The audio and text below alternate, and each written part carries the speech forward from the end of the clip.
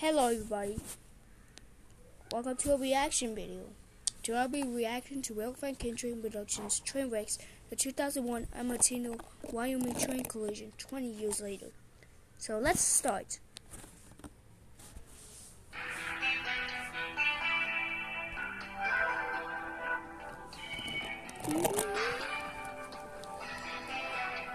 This is my favorite intro.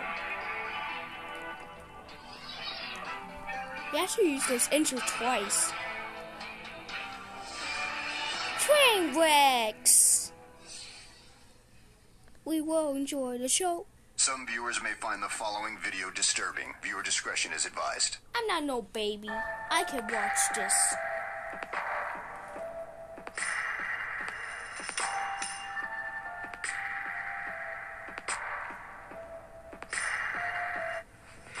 December 7th, 2001.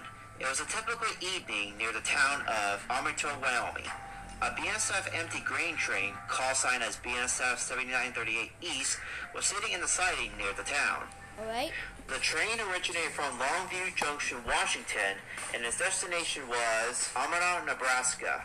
The train consisted of two BNSF SD40-2s with 7938 leading and 6329 trailing, and 105 empty grain cars. That's a lot of grain cars. The train was parked in the siding a few days ago after the crew were ordered to put it in the siding, and after making sure the train was in the siding and the switches were aligned correctly, the crew left their train more likely to go off duty.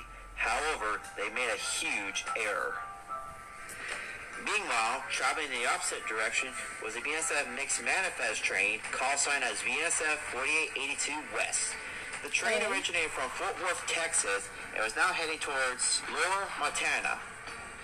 The train consisted of three locomotives with BNSF-944CW 4882, which at the time was only 3 years old, another -944CW 681, which still contains its ATSF lettering, and BNSF X Burlington Northern SD40-2 7829, pulling a number of freight cars.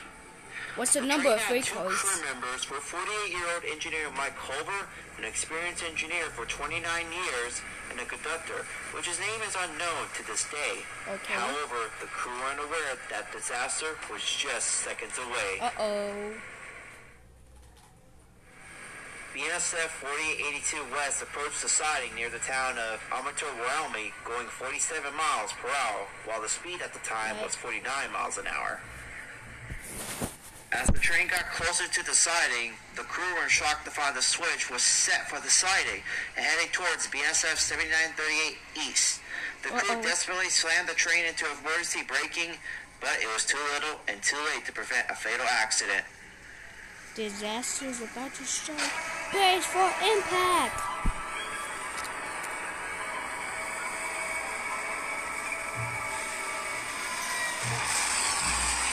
Ooh.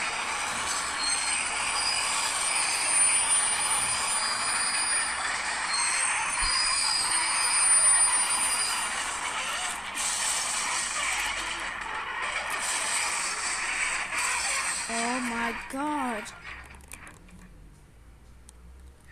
BNSF 4882 West collided with BNSF 7938 East at 6:25 p.m.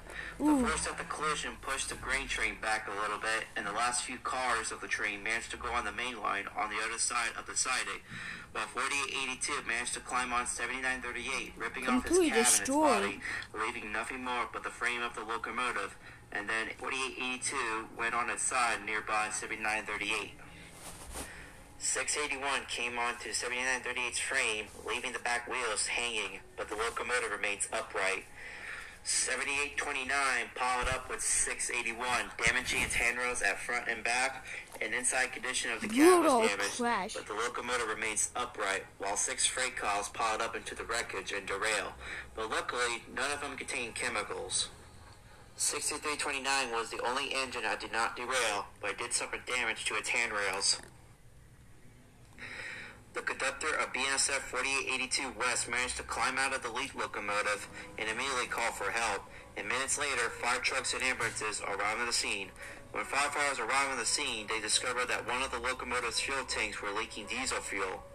Feeling of a fire risk, the Wyoming Highway Patrol shut down traffic at Lawman and set up a hamlet about 11 miles west of Powder River, allowing only emergency personnel to enter the crash site. Sadly, Mike Culver, the engineer of BNSF 4882 West, was killed in the crash, while the conductor only suffered minor cuts and bruises, but he was alive. The cost of the damage almost exceeded to $3.2 million.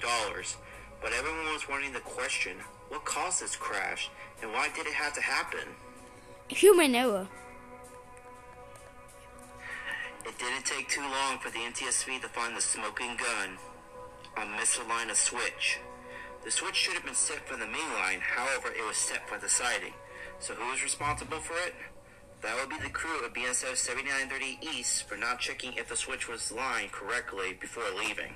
Human error. The accident was almost similar to the Robinson, New Mexico train collision that occurred in 1956 when the Santa Fe Express train collided head-on into a Santa Fe mail train after the conductor of the mail train set the switch for the main line, but reality he didn't know that he already set it, so he accidentally set it into the siding. His accidents leave 20 people dead and 7 injured.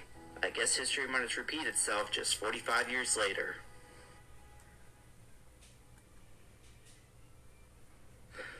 In the end, what little remains of BNSF 7938 after taking some severe hit by BNSF 4882, its remains were eventually hauled away for scrap. BNSF 7829 was also deemed a total loss after finding the frame was damaged and the inside condition of the cab was also damaged as well. The locomotive was taken to Topeka, Kansas, where the trail tank was ripped off and scrapped. The remains of the locomotive sat around for 2 years until in 2007 it was then sold to National Railway Equipment in Silvis, Illinois, and remains there as of January 2016. BNSF 4882, 681, and 6329 were repaired and put back into service. However, 681 received BNSF 1910